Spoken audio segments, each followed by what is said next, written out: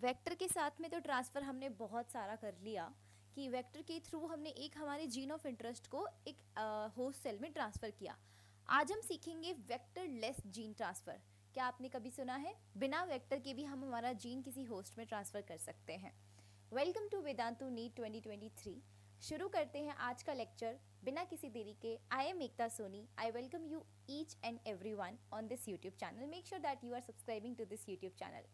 सो vectorless gene transfer करना है हमें बच्चों, बायो रिएक्टर हमें कंप्लीट करना है एंड फिर हमारा ये चैप्टर जो है वो फिनिश हो जाएगा। ठीक है, तो आज हम करेंगे डायरेक्ट ट्रांसफ़र। हमें कोई गाड़ी नहीं चाहिए, बीच में कुछ भी नहीं चाहिए, हमें बिल्कुल डायरेक्टली ही ट्रांसफ़र करना है।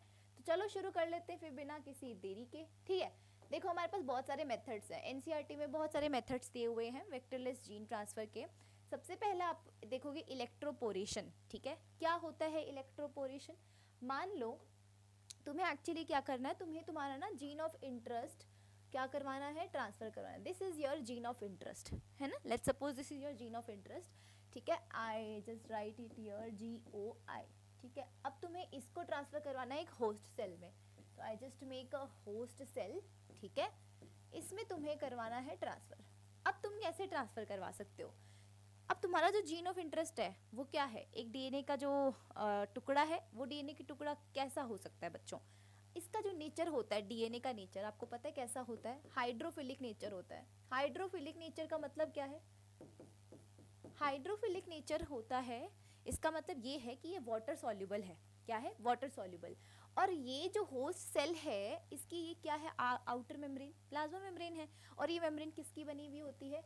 लिपिड की बनी हुई होती है। ठीक है, और ये क्या होती है? हाइड्रोफोबिक। मतलब ये हाइड्रोफोबिक है, यानी कि इस मेम्ब्रेन से होते हुए कोई भी ऐसा मॉलिक्यूल पार नहीं हो सकता जो पानी में सॉल्युबल हो। यानी कि डीएनए जो हाइड्रोफिलिक है, पानी में सॉल्युबल है, वो सीधे सीधे पार नहीं हो सकता इतनी आसानी से।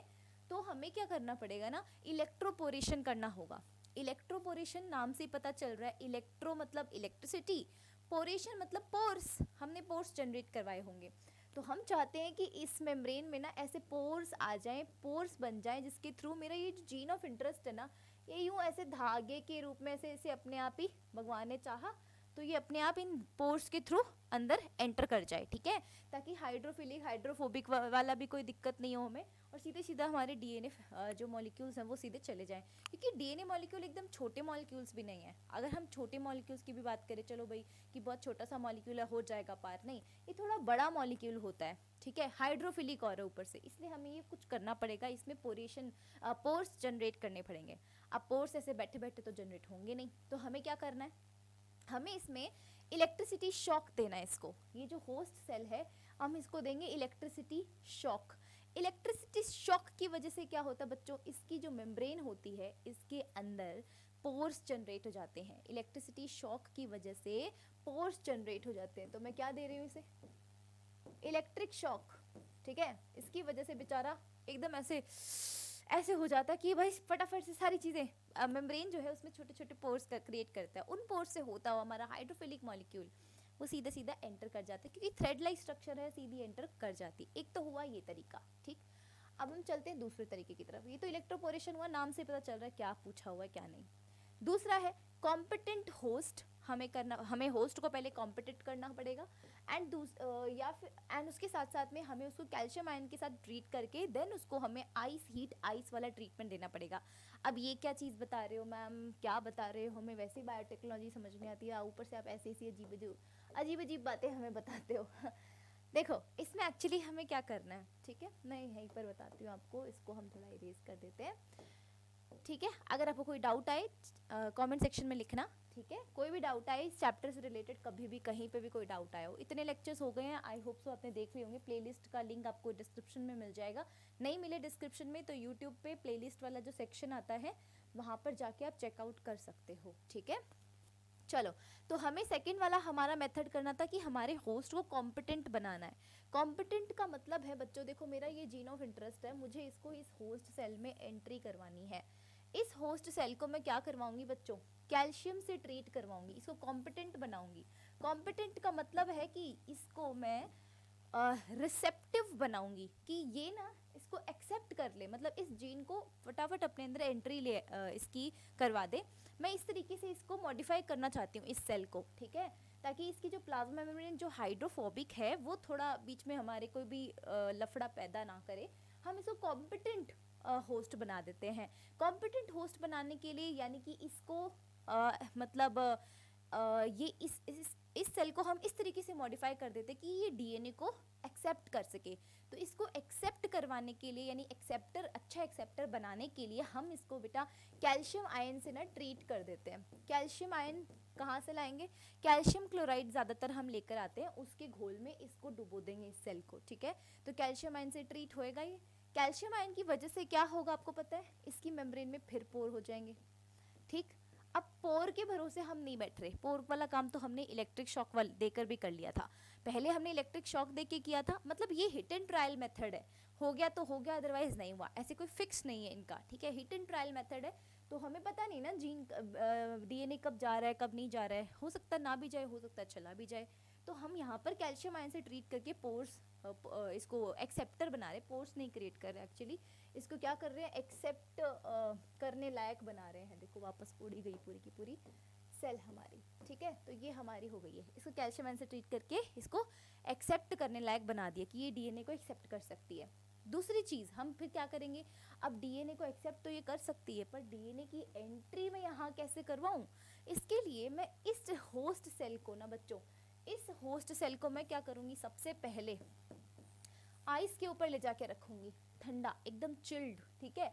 उसके बाद में अचानक से इसको हीट शॉक दूंगी एकदम। पहले तो इसका ना ऐसा कुछ शक्ल बन जाएगा ऐसे करके, और इसके कुछ दांत हम बना देते हैं, है ना, ऐसा कुछ यूँ दांत बेचारी की ऐसे हो जाएगा, और बेचारी को ठंड लगने लग जाएगी, यानी आइस, हमने इसको आइस शॉक दिया है, ठीक है, ठंडा ठंडा बिल्कुल। उसके बाद में हमने इसको हीट शॉक दे दिया, है ना। पहले हमने क्या दिया था, इलेक्ट्रिक शॉक, अब हम दे रहे हैं हीट शॉक। हीट शॉक जो है बच्चों हमने इसको दिया 42 डिग्री सेल्सियस तक का। 42 डिग्री सेल्सियस तुम्हें पता कितना ज़्यादा होता है, 42 डिग्री सेल्सियस इसको लेके गए, फिर वापस इतने हीट शॉक के बाद तुरंत वापस आइस के ऊपर ले आए। आइस हीट, आइस के ट्रीटमेंट से पहले कैल्शियम से इसको एक्सेप्ट करने लायक बनाओ, ठीक है। उसके बाद आइस हीट, आइस वाला ट्रीटमेंट करके ऐसे करेंगे तो डीएनए जो होता है वो झटके से एंट्री मार लेता है इस होस्ट सेल के अंदर, ठीक है। ये भी एनसीईआरटी में एक मेथड दिया हुआ है, आई होप सो कि आपको समझ में आया होगा। ये हो गया। तीसरा है हमारे पास माइक्रो इंजेक्शन, एक होता है बायोलिस्टिक। ये क्वेश्चन इतनी बार आया हुआ है, ये पीवाईक्यूज है, बहुत इंपॉर्टेंट क्वेश्चन, बहुत ज़्यादा इंपॉर्टेंट क्वेश्चन, ये क्वेश्चन बहुत बार आए हुए हैं, ठीक है। माइक्रो इंजेक्शन और बायोलिस्टिक जीन गन, मतलब माइक्रो इंजेक्शंस जो होते हैं वो हम कौन सी होस्ट सेल के अंदर हमारा जीन ऑफ इंटरेस्ट ट्रांसफर करवा रहे हैं, एनिमल सेल या प्लांट सेल। एंड बायोलिस्टिक और जीन गन जो होते हैं वो हम कहाँ पे एंटर करवा रहे हैं, तो ये याद रखना पड़ेगा। इसको याद रखने का बिल्कुल सिंपल सा टेक्निक ये है कि गन जो होती है बेटा, गन वो एनिमल्स के ऊपर नहीं चलाई जाती, पता है ना आपको। एनिमल्स का जो पहले ज़माने में लोग शिकार किया करते थे ना, शिकारी, आज के ज़माने में बैन कर दिया, एनिमल्स को मार ही नहीं सकते, तो पहले लोग गन लेके ऐसे चले जाते थे शिकार करने के लिए, अब नहीं कर सकते। तो एनिमल्स के ऊपर हम गन नहीं चला सकते, हम गन किसके ऊपर चलाएंगे, प्लांट के ऊपर चलाएंगे। एनिमल के ऊपर तो हम एकदम इंजेक्शन यूज़ करेंगे, है ना, माइक्रो इंजेक्शन यूज़ करेंगे। तो देखो बच्चों, अब मैं आपको बताती हूँ सबसे पहले तो ये इंजेक्शन वाला, इसमें क्या करना होता है आपको पता है, कुछ नहीं करना होता, आपको अपना जीन ऑफ इंटरेस्ट ट्रांसफ़र करवाना है। ये है, मान लेते हैं आपकी एनिमल सेल, ठीक। इस एनिमल सेल में मुझे जीन ऑफ इंटरेस्ट ट्रांसफ़र करवाना है, मैं इसको माइक्रो इंजेक्शन के थ्रू करवाऊंगी, माइक्रो इंजेक्शन के थ्रू करवाऊंगी। कैसे? एक पिपेट होता है, पिपेट क्या होता है, जैसे एक ग्लास की रॉड होती है ना, खोखली, बिल्कुल ऊपर से नीचे से बिल्कुल, है ना, खोखली होती है। खोखली पिपेट के अंदर मैं क्या करूँगी, इसको ऐसे फूंक मार के, ज़ोर से फूंक मार के, इतना ज़ोर से फूंक मारूंगी, और मैं चाहती हूँ कि इसके इस न्यूक्लियस के अंदर, इस सेल के अंदर जो न्यूक्लियस है, इस न्यूक्लियस के अंदर जो मेन डीएनए है उससे जाके ये जीन ऑफ इंटरेस्ट जो है बाइंड कर जाए, ठीक है।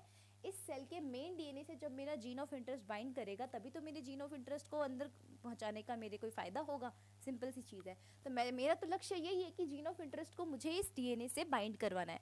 इसके लिए मैं क्या करूँगी, इंजेक्शंस का यूज़ करूँगी। सीधा एक ऐसी पिपेट लूँगी और उस पिपेट से सीधी फूंक मार के मैं इसको यहाँ करूँगी। अब बोलोगे मैम फूंक मारना तो बड़ा इजी है, बहुत इजी सा काम है ये तो, डीएनए को जो है हमारा ट्रांसफ़र करवा दो सीधे फूंक मार के। नहीं, ये इतना इजी नहीं होता जितना दिख रहा है, क्योंकि डीएनए है वो, कोई कोई ऐसे कोई गुब्बारा तो है नहीं कि हमने फूंक मार दिया उड़ा दिया, ऐसा नहीं हो सकता। ये डीएनए है, तो बहुत ज़्यादा एकदम माइक्रो लेवल पे काम हो जाता है यहाँ पे, तो बहुत मुश्किल होता है। ये जैसा दिखता है वैसा है नहीं है। बस आपको इतना समझना है कि माइक्रो इंजेक्शन एनिमल सेल में होता है, और यहाँ पर सीधे इंजेक्शन के थ्रू, इसको हम बोल देते हैं इंजेक्शन, है ना, एक इंजेक्शन के थ्रू हमने सीधे न्यूक्लियस के अंदर ही वार किया है, न्यूक्लियस में ही सीधा क्या पहुँचा दिया, हमारा जीन ऑफ इंटरेस्ट पहुंचा दिया। ये तो हो गई बच्चों एनिमल सेल, ठीक है, जिसके अंदर हमने क्या किया, जिसमें हमने माइक्रो इंजेक्शन यूज कर लिया, सिंपल। ओके, अब हम बात करते हैं हमारे प्लांट सेल की। This is plant cell. Okay, this is plant cell. यहाँ हम यूज करते हैं gene gun method. Gene gun method में क्या करते हैं बेटा, गन के अंदर क्या होती है, बुलेट्स, वही है, बुलेट्स का हम यूज करेंगे। ये देखिए, हम एक बुलेट लाएंगे, इस बुलेट के चारों तरफ हमारा जो जीन ऑफ इंटरेस्ट है वो इस तरीके से लपेट देंगे, ठीक है। इस बुलेट से मैं इसको लपेट दूंगी और इसको ना एक गन की हेल्प से यूं एंट्री करवाऊंगी इसके अंदर। अब ये बुलेट की स्पीड इतनी भी ज़्यादा नहीं होनी चाहिए कि इसको पार करके चीर के ही बाहर निकल जाए, कि हमारा काम भी नहीं हुआ और सेल भी बेचारी फट के मर गई, ऐसा भी नहीं होना चाहिए। और ना ही ऐसा होना चाहिए कि इतनी स्लो हो कि हमारा, कि ये जो इस सेल के अंदर पहुंची तो सही, बट ये साइटोप्लाज्म में पहुंच के रह गई। हमें तो क्योंकि न्यूक्लियस के अंदर पहुंचाना ना, इस न्यूक्लियस के इस मेन डीएनए से हमारा जो जीन ऑफ इंटरेस्ट है वो कंबाइन करवाना है। तो मैं इतना भी धीरे इस बुलेट को नहीं फेंकूंगी कि ये बुलेट आके सिर्फ साइटोप्लाज्म ही अटक के रह जाए, है ना। मैं चाहती हूँ कि ये बुलेट सीधी आए और यहाँ न्यूक्लियस के अंदर एंट्री मारे, क्योंकि ये बुलेट अगर आएगी ना बच्चों न्यूक्लियस के अंदर, देखो इस तरीके से यहाँ पर ये बुलेट आ जाती है इस न्यूक्लियस के अंदर, तो ये बुलेट जो होती है ना बच्चों, जैसे ही न्यूक्लियस में आती है, यहाँ से ये इसका जो लिपटा हुआ जीन था, जीन ऑफ इंटरेस्ट, वो खुल जाता है और ये खुल के इसके साथ कंबाइन कर जाएगा, ठीक है। तो इस तरीके की हम जीन गन मेथड जो होता है, इसको हम बायोलिस्टिक मेथड भी कहते हैं, कि हम प्लांट्स में यूज़ करते हैं। माइक्रो इंजेक्शन हम एनिमल सेल में यूज़ करते हैं। क्वेश्चन बहुत बार आया हुआ है। ओके, तो ये चीज़ हमने करवाई वेक्टरलेस जीन ट्रांसफ़र। हमने कोई वेक्टर यूज़ नहीं किया, हमने सिर्फ डायरेक्ट ट्रांसफ़र किया, ठीक है। हमने कभी सेल को कॉम्पिटेंट बनाया, कभी सेल को इलेक्ट्रिक शॉक दिया, हीट शॉक दिया, आइस शॉक दिया, माइक्रो इंजेक्शन यूज़ किया, जीन गन यूज़ की, समझ रहे हो। तो हमने कभी भी इसमें कोई वेक्टर यूज़ नहीं किया, कोई भी व्हीकल यूज़ नहीं किया, और बस सीधे सीधे एंट्री करवा दी। जनरली तो हम क्या करते हैं, जनरली तो व्हाट वी डू, जनरली तो this is a gene of interest, तो हम क्या करेंगे, इसको ना बच्चों ऐसे ना ऐड करवा देते हैं, किसके साथ, एक प्लाज्मिड के साथ में, है ना। प्लाज्मिड हमारा क्या होता है, एक वेक्टर होता है, इसके साथ में हम ऐड करवाते हैं, और उसके बाद में वी जस्ट हम क्या करवाते हैं, फिर इसको एंट्री करवा देते हैं इस प्लाज्मिड को इस सेल के अंदर, होस्ट सेल के अंदर, है ना। और जाके फिर वो क्या होता है, हमारा यहाँ पे इस होस्ट सेल के अंदर हमारा जो जीन ऑफ इंटरेस्ट है वो पहुँच जाता है, और आगे जाके हमारा प्रोडक्ट वो बना के दे देता है। ये तो हमारी आरडीएनए टेक्नोलॉजी जो हमने अभी तक आज तक सीखी है, वो यही काम कर रहे थे हम इतने टाइम तक। आज हमने नया काम कर दिया, वो था वेक्टरलेस ट्रांसफ़र। हमने ये जो रेड कलर वाली चीज़ थी ना, दिस वन, इसको हमने ब्रेक कर दिया। हमने सिर्फ और सिर्फ इसको रखा और इसको सीधा एंटर करवा दिया। समझ में आ रही है आपको बात, कितना प्यारा काम किया है हमने, है ना। लेकिन ये जो वेक्टरलेस ट्रांसफ़र होता है ना, ये हिट एंड ट्रायल मेथड होता है, ये कोई श्योरिटी वाला मेथड नहीं होता। तो बेटर तो मेथड वही है, बट एनसीईआरटी में दिया हुआ तो पढ़ना तो है ही, हमें तो 4 नंबर चाहिए हैं, सिंपल सी चीज़ है ना। चलो, यहाँ तक कोई डाउट आया तो चैट सेक्शन कमेंट सेक्शन में आप ज़रूर लिखिएगा। आगे चलते हैं बच्चों बैक्टीरियल कल्चर की तरफ। अब हमें क्या करना है, मान लेते हैं कि हमारी होस्ट सेल एक बैक्टीरिया थी, और उस होस्ट सेल में हमने हमारा जीन ऑफ इंटरेस्ट पहुंचा दिया, ठीक। जैसे कि मैं एग्जांपल लेती हूँ हमेशा इंसुलिन का, कि मुझे इंसुलिन बनानी है ब्रॉड लेवल के ऊपर जाके, तो मुझे क्या करना होगा, इंसुलिन बनाने वाला जो जीन ऑफ इंटरेस्ट है वो मैं लेकर आऊँगी, और वो जीन ऑफ इंटरेस्ट मैं एक पर्टिकुलर वेक्टर होगा, या फिर वेक्टर, ऑफ कोर्स वेक्टर के थ्रू ही हम ये काम करते हैं जनरली।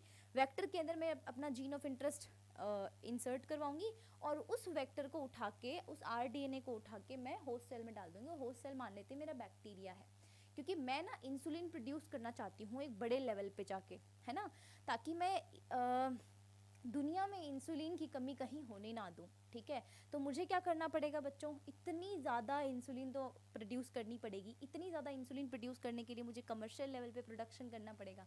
और कमर्शियल लेवल पे प्रोडक्शन बच्चों ऐसे तो नहीं होता कि मैं एक अपने लेबोरेटरी में बैठ रही हूँ और मेरे पास पेट्री डिश है, उस पेट्री डिश पे मैंने थोड़े बहुत बैक्टीरिया उगाए और उन बैक्टीरियाज ने मुझे इंसुलिन बना के दे दिया। उन बैक्टीरियाज को मैंने कल्चर करवाया, वो होस्ट सेल्स थी मेरी बैक्टीरिया वाली, उनमें मेरा प्लाज्मिड एंटर किया हुआ है और वो मस्त अपना काम करके इंसुलिन बना के भेज रहा है। और इतनी सी पेट्री डिश में मेरा इंसुलिन बन रहा है। 2 4 5 शीशियाँ मैंने भर ली और मैं रोड के किनारे बैठ के कि ले लो भाई इंसुलिन, बहुत तंगी चल रही, घर में इंसुलिन खरीद लो। ऐसा तो नहीं हो सकता। इंसुलिन की तो सबको ज़रूरत है। जो डायबिटीज़ के इतने पेशेंट्स हैं हमारे इंडिया में, तो एक्चुअली में it is very common disease. आपको हर घर में एक डायबिटीज़ का पेशेंट ज़रूर मिलेगा। तो इंसुलिन की बहुत ज़रूरत है, इसलिए मुझे कमर्शियल लेवल पे इसका प्रोडक्शन करना है, लार्ज लेवल पे जाके करना है। इतना अमाउंट में इंसुलिन कैसे प्रोड्यूस करूँगी? तब तो बेटा मुझे ऐसे बड़े बड़े टैंक्स चाहिए होंगे जिसमें इतने सारे मेरे बैक्टीरियाज प्रेजेंट है, जिन बैक्टीरियाज को मैं कल्चर करवाऊँ, जिन बैक्टीरियाज में मैंने अपना RDNA ट्रांसफ़र कर रखा है और उनको मैं कल्चर करवाती रहूँ, ठीक है। और कल्चर करवा के उन बैक्टीरियाज का नंबर बढ़ा लूँ बहुत ज़्यादा, क्योंकि बैक्टीरियाज तो डिवाइड करेंगे ना, बैक्टीरियाज रिप्रोड्यूस करेंगे। तो मैं बैक्टीरियाज को ऐसा मीडियम प्रोवाइड करूँ जहाँ पे उनको बहुत सारा तो न्यूट्रिएंट मिले, बहुत सारा उनको ना बढ़िया उसको मीडियम ऐसा मिल जाए जहाँ पे वो कल्चर कर सके, ग्रो कर सके और रिप्रोड्यूस कर सके। उनको ऐसा मीडियम मिल जाना चाहिए। तो वो मीडियम देते हैं ये कल्चर वाले। जो हम अभी बैक्टीरियल कल्चर करेंगे, 2 टाइप के बैक्टीरियल कल्चर होते हैं, वो समझाऊंगी कैसे। लेकिन ये मीडियम जो होता है हमें बायोरिएक्टर्स में मिलता है। बायोरिएक्टर्स कुछ नहीं है, बस बड़े बड़े टैंक्स हैं जहाँ पे हम हमारा प्रोडक्शन जो है वो कमर्शियल लेवल पे कर सकते हैं। बस आपको बायोरिएक्टर कैसे होते हैं, उनकी जो बनावट होती है अंदर से, बस उसको पढ़ना है इस चैप्टर के अंदर, ठीक है। बायोरिएक्टर के बारे में ऐसा कुछ नहीं है। बायोरिएक्टर में कौन कौन से इंस्ट्रूमेंट लगे हुए होते हैं अंदर, पीएच कंट्रोल सेंटर लगा होता है, टेम्परेचर कंट्रोल सेंटर लगा होता है ना, बहुत सारी चीज़ें उसके अंदर लगी हुई होती हैं। वो सारी चीज़ें ही हमें डिस्कस एक्चुअली में करनी है, ठीक है। तो बायोरिएक्टर समझ में आया होगा क्या है। ये एक बड़े बड़े टैंक हैं जिनके अंदर मैं अपना मनचाहा प्रोडक्ट एक लार्ज स्केल पर प्रोड्यूस करवा सकती हूँ, ठीक है। तो अभी मैं क्या करूँगी, इस bacteria is my host cell, मैं मान के चलती हूँ मेरे बैक्टीरिया में इंसुलिन बनाने वाला जीन प्रेजेंट है, और उस बैक्टीरिया को मैं अब लार्ज स्केल पे प्रोड्यूस करवाना चाहती हूँ, बहुत ज़्यादा प्रोडक्शन करवाना चाहती हूँ, उस बैक्टीरिया को कल्चर करवाना चाहती हूँ, ताकि ये बैक्टीरिया आगे डिवाइड होके 1 2 बैक्टीरिया, फिर ये और डिवाइड होके 4, ऐसे बैक्टीरियाज प्रोड्यूस करते रहे, है ना। ऐसे डिवाइड कर करके बहुत सारे बैक्टीरियाज प्रोड्यूस करेंगे, तभी तो जाके मेरे पास बहुत सारे बैक्टीरियाज होंगे और हर बैक्टीरिया में मेरा जीन ऑफ इंटरेस्ट होगा, है ना। Gene of interest her bacteria में होगा, तो सोचो अगर एक बैक्टीरिया थोड़ा सा इंसुलिन प्रोड्यूस कर रहा है, तो इतने सारे बैक्टीरिया कितना सारा इंसुलिन प्रोड्यूस करेंगे। That is why I am doing this bacterial culture. और बैक्टीरियल कल्चर जो है बच्चों, बैक्टीरियल कल्चर के अंदर जो है हमें 2 टाइप के कल्चर्स देखने को मिलते हैं। पहला कल्चर होता है बैच कल्चर, दूसरा होता है कॉन्टिन्यूस कल्चर, ठीक है। बैच कल्चर और कॉन्टिन्यूस कल्चर में डिफरेंस क्या होता है। बैच कल्चर के अंदर ये देखो एक तरीके का ये टैंक ही है हमारे पास, ठीक है। इसमें एक्चुअली हम क्या करते हैं, हमारे पास ना हमारे बैक्टीरियाज प्रेजेंट होते हैं, ठीक है। इसके अंदर हम बहुत सारा न्यूट्रिएंट्स डाल देते हैं, समझ रहे हो। ये टैंक हमारे पास, इसमें हम बहुत सारा न्यूट्रिएंट्स डाल दे रहे हैं, ठीक है। और यहाँ पर ना एक क्योंकि हम इसमें न्यूट्रिएंट्स डालेंगे, न्यूट्रिएंट्स क्यों डाल रहे हैं, ताकि हमारे बैक्टीरिया ग्रो कर सके। तो मुझे बैक्टीरिया को डालना पड़ेगा यहाँ पे। मैं कहाँ से लाऊंगी वो बैक्टीरिया, जो मैंने थोड़े बहुत अपने लेबोरेटरी में कल्चर करवाए हुए हैं, उन थोड़े बहुत बैक्टीरिया को एज एन इनोकुलम में यूज़ करूँगी। इनोकुलम क्या होता है, जैसे कि हमारे घर में मम्मी दही जमाती है, तो क्या करती है, दूध के अंदर जो कल का बचा हुआ दही या फिर एक दिन पहले का बचा हुआ जो दही होता है, या फिर थोड़ा सा कहीं से भी दही उनको मिलता है, तो 1 चम्मच 2 चम्मच वो डालती है एज एन इनोकुलम, और फिर रात भर छोड़ देती है। फिर सुबह हमें दूध का दही बना हुआ मिलता है। तो बैक्टीरिया क्या करते हैं, वहाँ पे अपनी एक्टिविटी करते हैं ना, वहाँ पे लैक्टिक एसिड प्रोड्यूस करते हैं, इसीलिए तो हो रहा है। तो इनोकुलम हमें डालना ज़रूरी है, यानी कि हमें ये बैक्टीरिया का थोड़ा सा अमाउंट इस वाले न्यूट्रिएंट मीडियम में डालना ज़रूरी है। जैसे ही हम यहाँ पे बच्चों ये बैक्टीरिया डाल देंगे, ये देखो ये बैक्टीरिया यहाँ आ गए। अब ये बैक्टीरिया जो होते हैं ना, एरोबिक बैक्टीरिया होते हैं, इनको काम करने के लिए एयर चाहिए होती है। तो मैं यहाँ पर नीचे की साइड में ना, यहाँ पर एरेशन ट्यूब्स लगा दूंगी, जहाँ से ना बहुत सारी एयर पास हो सके। एयर की बबल्स, ये देख पा रहे हो आप, ये एयर के बबल्स प्रोड्यूस हो पाए, और जिससे कि क्या हो, ये बैक्टीरिया बढ़िया से हो पाए। अब मैं क्या करना चाहती हूँ, अब आप अगर इस टैंक को देख रहे हो तो आपको ये बीच में रॉड दिखाई दे रही है और रॉड के नीचे की साइड में आपको ब्लेड्स दिखाई दे रही है, ठीक है, ये ब्लेड्स दिखाई दे रही हैं। क्यों है ये ब्लेड्स, क्या काम है इनका? देखो, अगर मैं बैक्टीरिया को यहाँ से यहाँ ट्रांसफर कर रही हूँ तो मैंने एज एन इनोक्यूलम बैक्टीरिया डाला है, ठीक है, थोड़ा ही बैक्टीरिया डाला है, एज एन इनोक्यूलम बैक्टीरिया मैंने थोड़ा सा डाला, ठीक है। अब मैं चाहती हूँ कि ये बैक्टीरिया इस जगह पे कॉन्सेंट्रेट ना रहे, ये बैक्टीरिया पूरे के पूरे न्यूट्रिएंट मीडियम में फैल जाए। मैं क्यों चाहती हूँ ऐसा? एक जगह पे होगा तो काम नहीं बनेगा, नहीं बनेगा। क्यों? क्योंकि एक जगह पे जब बैक्टीरिया होंगे तो बच्चों यहाँ से ही वो न्यूट्रिएंट मीडियम को कंज्यूम कर रहे हैं, और इतने यहाँ से न्यूट्रिएंट मीडियम को कंज्यूम करते जाएंगे तो क्या होगा, इनके बीच में कंपटीशन होने लग जाएगा, है ना। तो फिर क्या होंगे, ये बैक्टीरिया एक दूसरे पे ही हमला बोलने लग जाएंगे और एक दूसरे को ही मार देंगे बैक्टीरिया। तो एक दूसरे के लिए ही हानिकारक ना हो बैक्टीरिया। मैं चाहती हूँ हर बैक्टीरिया को प्रॉपर स्पेस मिले और पूरे के पूरे न्यूट्रिएंट मीडियम में बिल्कुल इक्वली डिस्ट्रीब्यूट हो जाए, ताकि सबको न्यूट्रिएंट आसानी से अवेलेबल हो और बैक्टीरिया एक दूसरे के लिए कहीं से भी कोई प्रॉब्लम क्रिएट ना करे, एक दूसरे को एटलीस्ट मारे ना, ठीक। तो मैं इन बैक्टीरिया को गोल गोल हिलाने के लिए, यूं बिल्कुल बढ़िया तरीके से मिक्स करने के लिए, मैं ये जो रॉड है, इस रॉड को, ये रॉड होती है एक्चुअली में इस मिक्सचर को घुमाने के लिए अंदर, ठीक है, घोलने के लिए, तो इनमें ब्लेड्स लगी हुई होती हैं और ये ब्लेड्स की हेल्प से बहुत आसानी से घुल जाता है, ठीक है। तो बैक्टीरिया मेरे सारे स्प्रेड हो जाते हैं इस तरीके से, है ना। तो ये होता जाता है। अब होता क्या है आपको पता है? अब ना यहाँ पे एक इंटरेस्टिंग चीज़ होती है। इंटरेस्टिंग चीज़ ये होती है बच्चों कि देखो मैं आपको पीछे बताती हूँ इधर, यहाँ पर बच्चों इंटरेस्टिंग चीज़ ये होती है, अगर मैं बैच कल्चर की बात करूँ, ठीक है, if I talk about batch culture, okay. इस बैच कल्चर के अंदर मेरे पास जो टैंक है ना, ये टैंक है। अब इसमें बैक्टीरियाज हैं बच्चों, ये डिवाइड तो कर रहे होंगे, सिंपल सी बात है। अगर मान लेते हैं मैंने एज एन इनोक्यूलम सिर्फ 10 बैक्टीरिया डाले हैं, तो क्या वो 10 के 10 ही रहेंगे? नहीं, 10 के बाद में वो जो है वो डिवाइड करेंगे, डिवाइड करके 20 बनेंगे, 20 से 40 बनेंगे, डबल तो होंगे ना बैक्टीरियाज। तो बैक्टीरियाज डिवाइड कर करके अपना नंबर बढ़ाए जा रहे हैं, क्योंकि उनको न्यूट्रिएंट मिल रहा है। हर किसी ऑर्गेनिज्म, जैसे कि अगर हम बैक्टीरिया की बात करें, तो अगर इसको न्यूट्रिएंट मिलेगा, इसको ऐसी कंडीशंस मिलेगी जहाँ पर ये रिप्रोड्यूस कर पाए, डिवीजन कर पाए, तो ऑब्वियसली ये ऐसी अपॉर्चुनिटी क्यों ही खोएगा। तो ये रिप्रोड्यूस करेगा, डिवीजन करेगा, और डिवीजन कर करके अपना नंबर बढ़ा लेगा। तो बैक्टीरिया जो होता है बहुत सारे नंबर बढ़ा लेता है। तो बच्चों ये टैंक जो है ना, इसमें न्यूट्रिएंट मीडियम जो है, इस न्यूट्रिएंट मीडियम में हर जगह बैक्टीरिया ही बैक्टीरिया हो जाते हैं, बहुत सारे बैक्टीरियाज क्रिएट हो जाते हैं, है ना। इतने बैक्टीरिया क्रिएट हो जाते हैं कि अंत में ये न्यूट्रिएंट मीडियम ही कम पड़ जाता है इन बैक्टीरिया के लिए। और जब न्यूट्रिएंट मीडियम कम पड़ता है ना बैक्टीरिया के लिए, तब ये बैक्टीरिया एक दूसरे के लिए बहुत हानिकारक साबित होते हैं, फिर ये एक दूसरे को मारने लगते हैं। समझ में आया? ऐसे होता है ना कि जैसे मान लेते हैं हम एक मेले में गए, ठीक, ओके, हम एक मेले में गए और वहाँ पर इतने लोग आ गए, इतने ज़्यादा लोग आ गए कि हमें गोलगप्पे खाने थे, ठीक है। तो गोलगप्पे वाले भैया पहले तो इतना प्लानिंग करके आए थे कि बढ़िया से हम गोलगप्पे सबको खिला देंगे, लेकिन गोलगप्पे वाले भैया को भी पता नहीं था कि इतने लोग आ जाएंगे। तो फिर इतने सारे लोग आ गए कि गोलगप्पे वाले भैया के पास गोलगप्पे ही नहीं बचे, है ना। फिर भी लोगों को भूख लगे जा रही थी, भूख लगे जा रही थी, कुछ अवेलेबल नहीं था, तो लोगों ने एक दूसरे के साथ ही मार काट शुरू कर दी, है ना। ऐसा कुछ कंडीशन, हालांकि ऐसा कुछ होता नहीं है, बट फिर भी हम एग्जाम्पल लेके बात करें तो, कि ये जो बैक्टीरिया डिवाइड करते जा रहे हैं, इनके लिए न्यूट्रिएंट मीडियम जो है वो शॉर्ट पड़ता जा रहा है, क्योंकि अमाउंट ऑफ बैक्टीरिया बढ़ रहा है। तो हर बैक्टीरिया को जिंदा रहने के लिए न्यूट्रिएंट चाहिए है, हर बैक्टीरिया इसमें से कंज्यूम करेगा। तो कंज्यूम करते करते तो बैक्टीरिया में कंज्यूम करते करते इस मीडियम के अंदर न्यूट्रिएंट्स तो कम होंगे ना।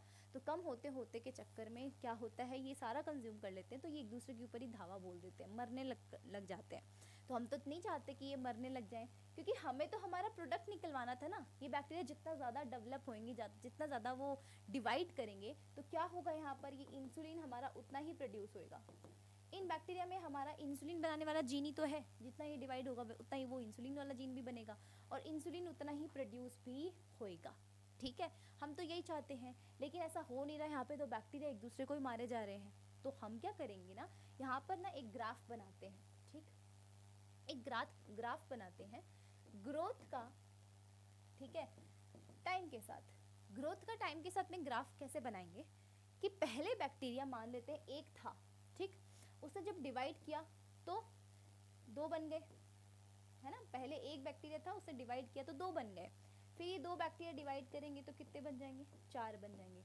तो बच्चों देखो बढ़ोतरी कितने की हो रही है, पहले तो एक ही अवेलेबल था, आगे जाके कितने की बढ़ोतरी हो गई बच्चों, एक की और बढ़ोतरी हो गई, आगे जाके फिर वापस ये डिवाइड हुआ तो कितने की बढ़ोतरी हो गई, 4। तो 2 तो पहले से ही थे जिन्होंने डिवाइड किया, 2 पहले से थे तो 2 और प्रोड्यूस कर लिए इन्होंने, यानी कि नीचे 4 प्रोड्यूस हुए ना, 2 तो पहले से ही थे और 2 और प्रोड्यूस हुए, तो 2 की बढ़ोतरी हुई। इसके बाद में ये और आगे प्रोड्यूस करेंगे, है ना, हर बैक्टीरिया 2-2 प्रोड्यूस करेगा। तो ये क्या है, 4 तो पहले से ही थे ये, लेकिन 4 और प्रोड्यूस कर लिए इन्होंने अभी। ये देखो ये 4 खुद तो पहले से ही थे, है ना, और ये 4 और प्रोड्यूस कर लिए इन्होंने, ठीक है। तो 4 पहले से थे, 4 और आए हैं, तो जितने एक्स्ट्रा आए हैं वो हम लिख लेते हैं यहाँ पे। टोटल अमाउंट ऑफ नहीं लिख रही हूँ मैं कि टोटल कितने बैक्टीरिया प्रोड्यूस हुए, टोटल में लिखने लगूंगी तो 8 बैक्टीरिया इधर है, 4 इधर है, 2 इधर है, ऐसा वो नहीं लिख रही हूँ मैं लिख रही हूँ कि अमाउंट कितना जो है वो ग्रो हो रहा है, मतलब एक पर्टिकुलर टाइम के अंदर कितने बैक्टीरिया बढ़ रहे हैं। ओरिजिनल बैक्टीरिया की बात नहीं कर रही हूँ, बढ़ कितने रहे हैं, 2 बैक्टीरिया यहाँ बढ़ गए, फिर 4 बैक्टीरिया और बढ़ गए, है ना, अब आगे चलेंगे तो और बढ़ जाएंगे। तो इस तरीके से कि एक पर्टिकुलर अमाउंट ऑफ बैक्टीरिया बढ़ता जा रहा है, ठीक है। तो उसकी ग्रोथ के अंदर क्या हो रहा है बच्चों, न्यूट्रिएंट मीडियम खत्म होता जा रहा है। तो पहले क्या होता है, धीरे धीरे पहले क्या होता है बच्चों, ये जब बैक्टीरिया थोड़े कम होते हैं, जब मैंने एज एन इनोक्यूलम इस वाले लिक्विड में जब बैक्टीरिया डाले थे, वो बैक्टीरिया कम थे, तो वो कम न्यूट्रिएंट मीडियम यूज करेंगे तो कम ग्रोथ होएगी उसकी, है ना। तो देखो धीरे धीरे पहले तो थी इसकी लैग फेज, ठीक है, ऐसा फेज था इसका। फिर अचानक से क्या हुआ, ये बहुत बढ़िया तरीके से क्या हो रहे थे, ग्रो हो रहे थे, तो बहुत अच्छे से तरीके से ग्रो हो रहे थे, मतलब इनकी ग्रोथ रेट जो थी ना वो ज़्यादा थी। ग्रोथ रेट का मतलब क्या है, ये पर्टिकुलर नंबर जो है ना वो बढ़ता जा रहा था, जो एक्स्ट्रा ऐड हो रहे थे बैक्टीरिया उनका नंबर बढ़ता जा रहा था। शुरुआत में नहीं बढ़ा था, देखो शुरुआत में एक बैक्टीरिया था तो उसमें एक्स्ट्रा हमारे पास एक ही आया, जब उसने डिवाइड किया तो एक्स्ट्रा कितना आया वो देखना है, टोटल नहीं देखना। तो एक्स्ट्रा एक ही आया, है ना, शुरुआत में कम होती है ग्रोथ, उसके बाद देखो ग्रोथ बढ़ती गई, 2 से 4 फिर 8 आएगा, इस तरीके से बैक्टीरिया की ग्रोथ बढ़ती जा रही है। तो बढ़ती जाएगी तो बच्चों ये देखो लॉग फेज आता है बिल्कुल, है ना, इसको फिर से बनाते हैं, लॉग फेज आता है बच्चों। यहाँ पे लैग फेज था, अब लॉग फेज आ गया। लैग के अंदर तो क्या था, शुरुआत में एक ही बैक्टीरिया था, उसने ग्रोथ करके भी एक ही एक्स्ट्रा पैदा किया, तो ग्रोथ उतनी ज़्यादा नहीं हुई, इसलिए उसमें लैग हो गया। लैग मतलब धीमी हो रही थी ग्रोथ। फिर अचानक से ग्रोथ रेट बढ़ गई, देखो एक्स्ट्रा अमाउंट ऑफ बैक्टीरिया बहुत ज़्यादा प्रोड्यूस होने लगे, तो ये है हमारे पास में हमारा जो है लॉग फेज। हम लॉग बोल सकते हैं या हम बोल सकते हैं एक्सपोनेंशियल फेज, एक्सपोनेंशियल फेज, ठीक। अब क्या हुआ, ये इतने प्रोड्यूस हो गए बैक्टीरिया, इतने प्रोड्यूस हो गए कि न्यूट्रिएंट मीडियम खत्म ही होने लग गया, और न्यूट्रिएंट मीडियम खत्म होने लगे तो बच्चों ये मरने लग जाएंगे, और फिर धीरे धीरे इनका लेवल जो है ना ग्रोथ नहीं होगी, है ना, तो फिर धीरे धीरे ये इस तरीके से फेज में आ जाएंगे। इसको हम स्टेशनरी फेज बोल सकते हैं, ठीक है। ये कौन सी फेज है, स्टेशनरी फेज, ठीक। तो ऐसा कुछ कर्व बनता है यहाँ पर, ये होता है बच्चों सिग्मोइड कर्व, ठीक, सिग्मोइड कर्व, जिसमें न्यूट्रिएंट जो थे वो लिमिटेड थे, और लिमिटेड होने की वजह से ये बैक्टीरिया मरते चले गए, और ये पहले तो धीरे धीरे ग्रोथ हुई, और ग्रोथ होके फिर स्टेशनरी हो गया बिल्कुल, क्योंकि वो जगह उनके पास इतनी अवेलेबल नहीं थी, न्यूट्रिएंट्स अवेलेबल नहीं थे, तो मरने लग गए, सिंपल सी चीज़ है। ये बैच कल्चर होता है, ठीक है। बैच कल्चर में कुछ भी नहीं है, हमने क्या किया, एक टैंक लिया, उस टैंक में बैक्टीरिया घोल दिए, एज एन इनोक्यूलम डाला, और फिर वो उसको मस्त घुमाया और बढ़िया तरीके से उसमें न्यूट्रिएंट फैलाए। हम चाह रहे थे कि बढ़िया बढ़िया इंसुलिन प्रोड्यूस हो, लेकिन अंत में जाके जब बैक्टीरिया बहुत ज़्यादा डिवाइड करने लग गए, ग्रोथ रेट बैक्टीरिया की बहुत ज़्यादा हो गई, तो न्यूट्रिएंट मीडियम ही कम पड़ गया, और न्यूट्रिएंट मीडियम कम करने की वजह से ये स्टेशनरी फेज पे आ गया, और फिर हम बैक्टीरिया एक दूसरे को मारने लग गए। हम तो ये बिल्कुल नहीं चाहते कि बैक्टीरिया एक दूसरे को मारने लग जाए, क्योंकि हमें तो अंत में हमारा प्रोडक्ट बैक्टीरिया ही देगा ना, और अगर बैक्टीरिया ही एक दूसरे को मार रहे हैं तो प्रोडक्ट कौन देगा हमें, तो हम ऐसा नहीं चाहते। इसलिए हम क्या करते हैं, कॉन्टिन्यूअस कल्चर करते हैं। कॉन्टिन्यूअस कल्चर और बैच कल्चर में सिर्फ इतना ही डिफरेंस है बच्चों, कि हम कॉन्टिन्यूअस कल्चर में भी एक टैंक लेंगे, है ना, इसमें हमारा ये न्यूट्रिएंट मीडियम है, ये हमने एज एन इनोक्यूलम थोड़े बहुत बैक्टीरियाज डाल दिए, ठीक है। अब मैं क्या करूँगी, यहाँ पर वही एरेशन ट्यूब डालूंगी, एयर जा रही है अंदर। अब यहाँ पर क्या हो रहा है ना, यहाँ से मैं मेरा जो इनपुट है बैक्टीरियाज का वो अंदर दे रही हूँ, ठीक है, ठीक है, अंदर इनपुट दे रही हूँ और यहाँ से क्या है बच्चों, मैं बाहर भी निकाले जा रही हूँ।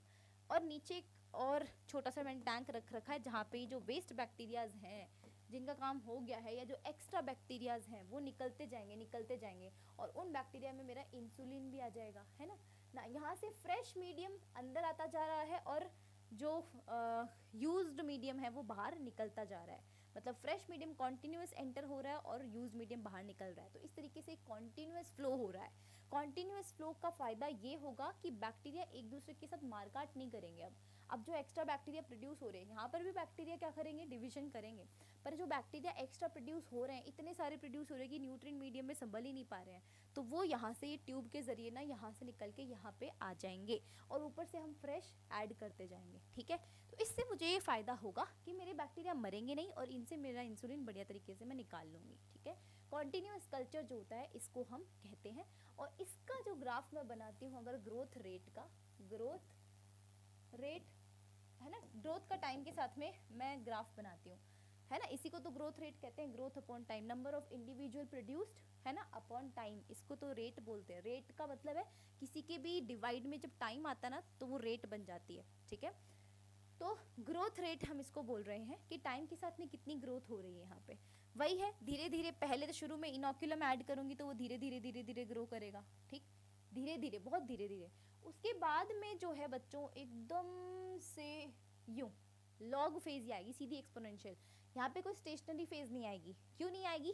क्योंकि हमारे बैक्टीरिया को एक पर्टिकुलर स्पेस मिल रहा है, पुराने बैक्टीरिया बाहर निकल रहे हैं, फ्रेश बैक्टीरिया ऐड होते जा रहे हैं।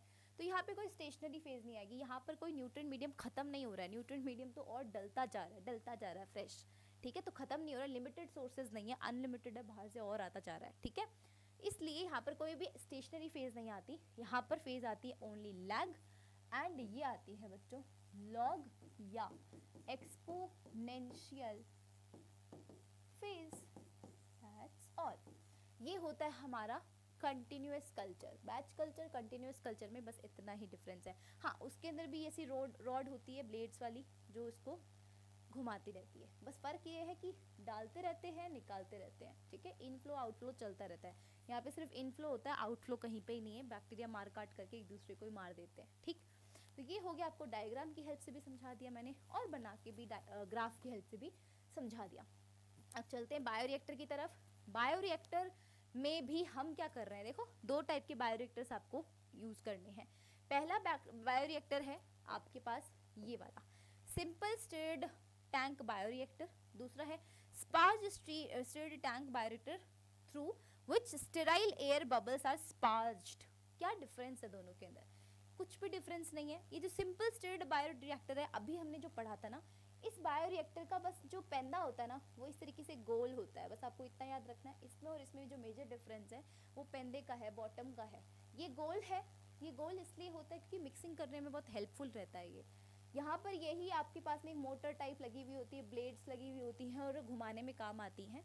क्योंकि हम आगे से इनोक्यूलम डालेंगे, बैक्टीरिया होगा, न्यूट्रिएंट मीडियम है, जिसको घुमाएंगे चारों तरफ, है ना। एयर यहाँ पर डालेंगे, हमारी स्टेराइल एयर जो है ट्यूब्स के थ्रू अंदर जा रही होगी। ठीक है, अब क्या होता है कि इस न्यूट्रिएंट मीडियम के अंदर ये जो है, इसको जब हम घुमाते जाएंगे ना, तो बैक्टीरिया क्या कर रहे हैं, वहाँ पे न्यूट्रिएंट कंज्यूम कर रहे हैं।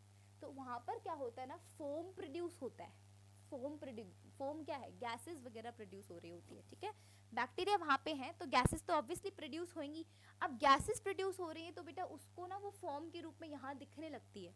उस फोम को तोड़ने के लिए ये हमारे पास काम आता है फोम ब्रेकर, जो इसके अंदर लगा होता है इस मोटर में। यहाँ पर हमारे पास में एक एसिड बेस और पीएच कंट्रोल का भी स्ट्रिप लगा होता है। पोर्ट्स होते हैं, कुछ ऐसे जगहें होती, जैसे कि हमारे पास फ़ोन के अंदर चार्जिंग पोर्ट नहीं होता जहाँ पे हम चार्जर प्लग करते हैं, वैसे ही यहाँ पे पोर्ट्स होते हैं।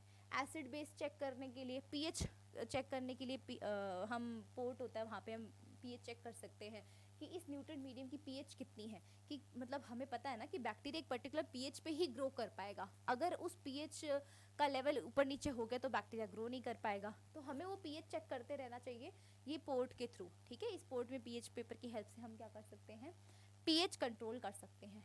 दूसरी चीज़, यहाँ पर ना टेम्परेचर कंट्रोल का भी एक पोर्ट लगा होता है, जिससे हम टेम्परेचर को भी मेजर कर सकते हैं कि कितना टेम्परेचर ज़्यादा है, कम है, वो सब कुछ, है ना। इसके अलावा स्टीम होता है, स्टेरिलाइजेशन के लिए स्टीम यहाँ पर डाल रहे होते हैं हम। फ्लैट ब्लेडेड इम्पेलर होते हैं, ये क्वेश्चन भी आता है ना, ये फोम ब्रेकर का भी क्वेश्चन आता है। ये आपको डायग्राम एक्चुअली दे देते हैं और आपसे पूछ लेते हैं व्हाट इज दिस, नेमिंग्स पूछ लेते हैं, तो ये आपको याद रहना चाहिए। कल्चर ब्रोथ है, कल्चर ब्रोथ का मतलब है, देखो ये जो येलोइश पोर्शन दिख रहा है that is the culture area, जहाँ पे बैक्टीरिया कल्चर कर रहा है, ठीक है, तो ये कल्चर ब्रोथ हो गया। और ये यहाँ पे फोम प्रोड्यूस हो रहा है ऊपर की साइड में, जो ब्लैक एंड व्हाइट जगह दिख रही है वहाँ पे फोम प्रोड्यूस हो रहा है, जिसको ये ऊपर वाली ब्लेड्स काटने के काम में आ रही है। यहाँ पर भी बस देखो बायोरिएक्टर का बस खाली आपको अंदर से इंस्ट्रूमेंट समझना है। बायोरिएक्टर कुछ नहीं है, टैंक होते हैं जहाँ पे हमने बैक्टीरिया को बहुत सारा ग्रो करवाया हुआ, कल्चर करवाया हुआ, दैट्स इट। बस यहाँ पर कल्चर करवा रहे हैं और हमारा इंसुलिन हम निकाल लेंगे यहाँ से, ठीक है। तो ये किस तरीके के हो सकते हैं इंस्ट्रूमेंट्स, एक सिंपल हो सकता है, एक स्पाज्ड हो सकता है। सिंपल में इसका जो पेंदा है वो गोल रहता है, ये आपको याद रखनी है, स्टेराइल एयर अंदर जाती रहती है। और ये जो गोल होने की वजह से, गोल पेंदा क्यों होता है ये क्वेश्चन भी आ जाता है, गोल पेंदा इसलिए है ताकि वो मिक्सिंग को आसान बना पाए, ठीक। स्पाज्ड स्टिर्ड टैंक बायोरिएक्टर में क्या होता है, इसका पेंदा बिल्कुल फ्लैट है, इसमें ऐसी कोई भी रॉड नहीं है, ऐसी कोई भी मोटर नहीं है जिसमें से फ्लैट ब्लेड्स लगी हुई हो, ठीक है। यहाँ पर कोई इम्पेलर वगैरह की जैसी कोई चीज़ नहीं, यहाँ पर इम्पेलर था ना, ब्लेडेड इम्पेलर थे, यहाँ पे इम्पेलर जैसी कोई चीज़ नहीं है। यहाँ पर एक रॉड होती है सीधी सीधी और वो नीचे से इस तरीके से होती है और वो सीधे एक इनोवेटिव तरीके से बना हुआ होता है ये स्पाज, है ना। इसमें क्या होता है, ये नीचे की साइड में ना एकदम ऐसे फ्लैट जैसा कुछ होता है, फ्लैट होता है बिल्कुल। यहाँ से क्या होता है ना, बहुत सारे ऐसे पोर्स होते हैं नीचे, बहुत सारे पोर्स होते हैं, है ना, महीन महीन पोर्स होते हैं। इस पोर के नीचे इसकी जो फ्लैट होता है ना पेंदा, इसमें पोर होते हैं, इस पोर की हेल्प से ना बहुत सारी एयर बबल्स के थ्रू एंटर कर रही होती है। तो जैसे ही यहाँ पर देखो, ये देखिए बबल्स आपको दिख रहे हैं, ये यहाँ से आ रही होती है एयर, हमें यहाँ पर एयर ऐसे इंसर्ट करवाने की जरूरत नहीं पड़ती, ये नीचे से अपने आप इतनी सारी एयर आ रही होती है, ठीक। और ऊपर से क्या होता है, अब देखो इतनी सारी एयर आएगी इस लिक्विड के अंदर, तो लिक्विड ऊपर से यूं नहीं हो जाएगा, होता है ना कि पानी के अंदर आप हवा दे के देखो, हवा के प्रेशर से पानी भी यूं बिल्कुल लहराने लग जाएगा। तो ये देखो ये वाला भी इस तरीके की ही कुछ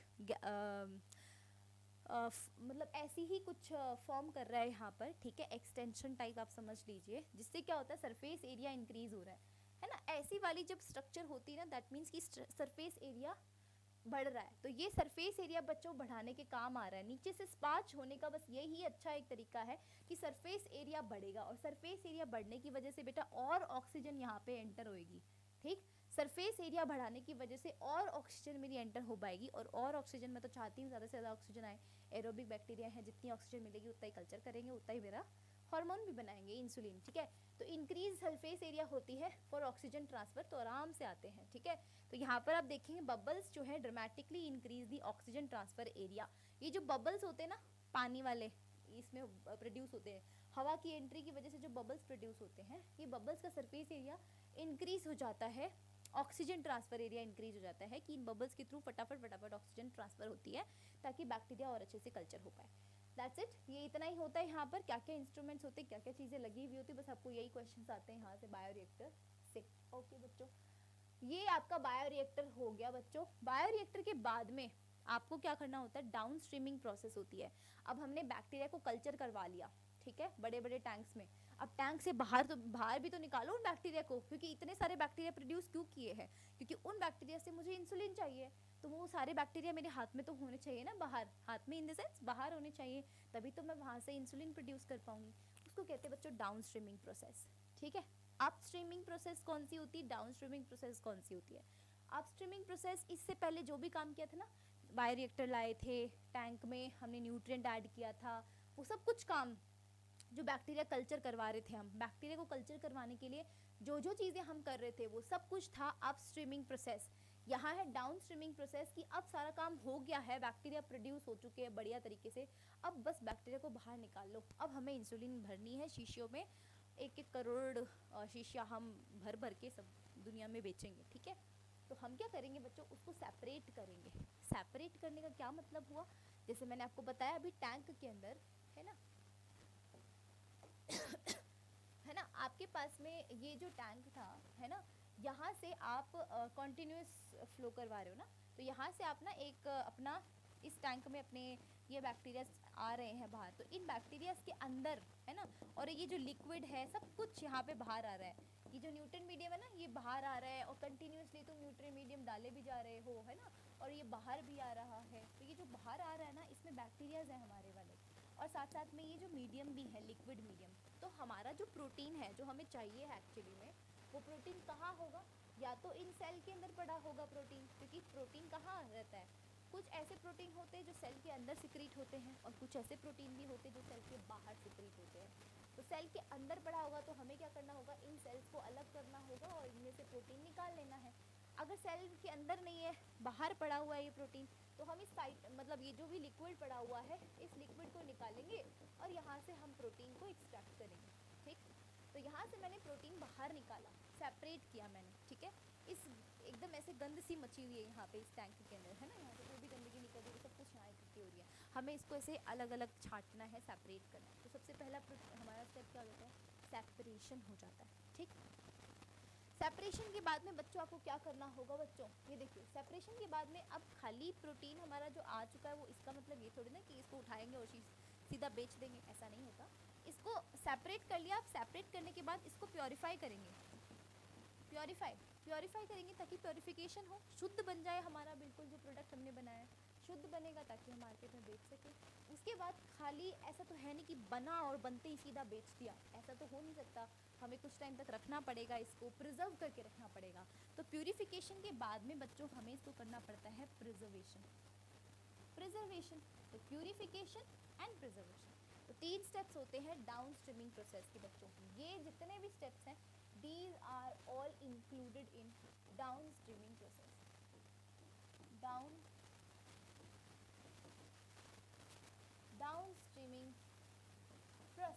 Downstreaming process includes separation, ठीक, प्योरिफिकेशन, प्रिजर्वेशन। क्वेश्चन आया हुआ है नीट के अंदर 2018 या 19 में कि डाउनस्ट्रीमिंग प्रोसेस पे कौन कौन सी चीज़ें इंक्लूड होती है।